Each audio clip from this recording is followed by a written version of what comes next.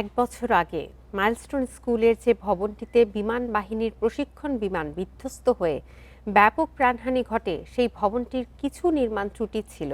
আর পাইলটের উড্ডয়ন ত্রুটি ও তার তদারকি কর্মকর্তার গাফিলতির কারণে ঘটে ভয়াবহ দুর্ঘটনা। এ সংক্রান্ত তদন্ত কমিটির প্রতিবেদনে এই চিত্র উঠে আসে। অবশ্য কর্তৃপক্ষ বলছেন, শিক্ষা প্রতিষ্ঠানটির ওই ভবনটি ভেঙে ফেলা হবে। ওই দুর্ঘটনায় প্রাণ হারায় ২৮ শিক্ষার্থী সহ ৩৬ জন, আহত হন অনেকে।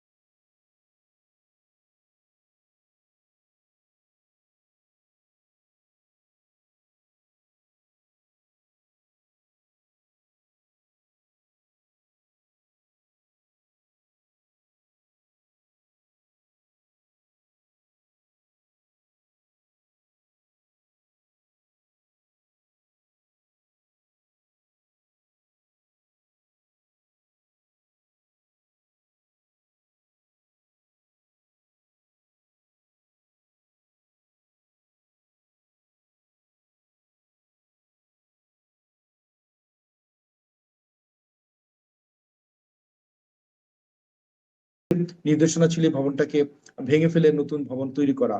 এই পুরাতন ভবনে যখন ভেঙে পড়লো, তখন সেই ভবনে দেখা যাচ্ছে ইমার্জেন্সি এক্সিট না, একটা মাত্র সিঁড়ি। দুর্ঘটনা হওয়ার পরে এই যে এই ভবনটা, তার সুরক্ষা, সেখান থেকে বের হওয়ার জায়গা, এগুলো নিয়ে অনেক ধরনের গাফিলতির বিষয় এখানে আছে। তদন্ত প্রতিবেদন অনুযায়ী ভবনটি ভেঙে ফেলার চিন্তায় স্কুল কর্তৃপক্ষ। তবে মর্মান্তিক সেই দুর্ঘটনার স্মৃতি রক্ষার পরিকল্পনাও আছে। রাজুক আমাদেরকে বলছে বিল্ডিংটা ভেঙে ফেলার জন্য। সো আমরা ভাঙা শুরু করেছি। ভাঙছি অলরেডি, আপু হ্যাভ সিন ইট, ভাঙছি আর কি। এখানে আমরা এদের স্মৃতি রক্ষার্থে যদি কিছু করা যায় কিনা আমরা সরকারের সঙ্গে আলোচনা করব। আমরাও মনে করি যে এতগুলো বাচ্চা মারা গেল, এদের স্মৃতি রক্ষার্থে আমাদের অবশ্যই কিছু করা উচিত।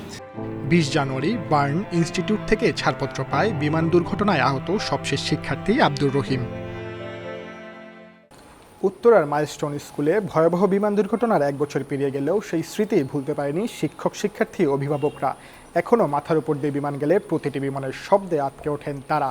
সবার প্রত্যাশা, এমন ভয়াবহ দুর্ঘটনা আর কখনো যাতে ফিরে না আসে। Sajjad Hossain, independent news, Dhaka.